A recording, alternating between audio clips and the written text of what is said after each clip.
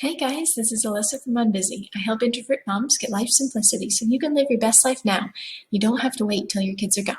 Today we're going to talk about how to get your kids to pick up after themselves. So have you ever felt like this before? That you and your kids must have a cosmic language mismatch when it comes to the words pick up? Tell me in the comments below, yes or no. So number one, your standards. Are you going to train them to meet up, to rise to your standards? Or are you going to accept the kid level results?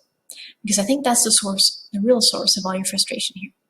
You are wishing that they would get to your standards, maybe without you having to spend all the time training them. At the same time, you are wishing you are okay with their level of work. So let's just pick. Which is it going to be from here on out? You're going to say, that's great, they did the best they could, they're helping me. Or you're going to say, no, it is worth it to me to get on them often enough to train them to do it this way, so that I don't have to roll my eyes every time I walk into that bathroom and say, this looks worse than ever. And number two, I would suggest divide by sets, because when you tell your kids to pick up, they look at the floor and say, that's just too much. Well, they always have so many sets out, right? So divide by the kind of set. You're going to pick up the trains, you're going to pick up the blocks, you're going to pick up the Duplo. Or if it's one of those really large sets and someone was like, hey, I can pick up the cars, but you are going to do 500 blocks. Well, that's not really fair, right? So divide by color in the set. Your blocks probably come in like 6 different colors, right? You have to pick 2 colors, and you have to pick 2 colors, and you have to do 2 colors. Or you each have to do 3 colors. Something like that. So that way, everyone is doing a smallish amount. And you can say, you can use your judgment and say, okay, books are a set. If someone just scattered their bed with books, you can say, no, I'm sorry, stuffed animals do not count as a set when there's one on the floor.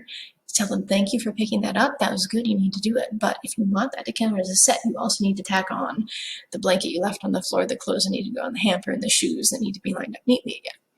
You can kind of make up your own set when they volunteer as, hey, mom, this should count, right? And you're like, well, it's a thing, so it's a set of 1, but I'm really going for the size of the effort involved.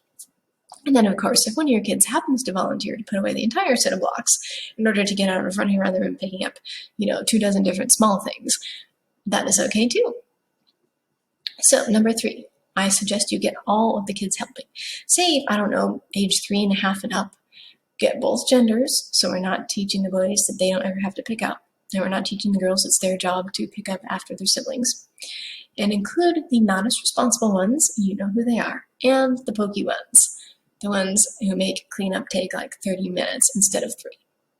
Get everyone going, because otherwise, how are they going to learn that everyone has to pitch in? All they're learning by experience and example is that if they whine long enough, drag their feet hard enough, they will get out of it. They don't have to do it. The more responsible sibling will swoop in and rescue them. Mommy will let them off the hook. Something like that will happen. So even though it's hard for us to, we have to stay on them. Make sure the slowpoke does his set of 2 colors of the blocks, even if everyone is long gone playing outside and he's still sitting there slowly in the room, dropping a block in the box, throwing it across the room, chasing after it when it didn't fall into the box, that kind of a thing. It's worth it in the long run. Now, I have something for you. Go to yourunbusylife.com/blog. Scroll down the right-hand sidebar till you see Get Your Kids to Clean Their Rooms. It's a free 5-day e-course on how you get your kids to keep up your standards, specifically in their bedrooms.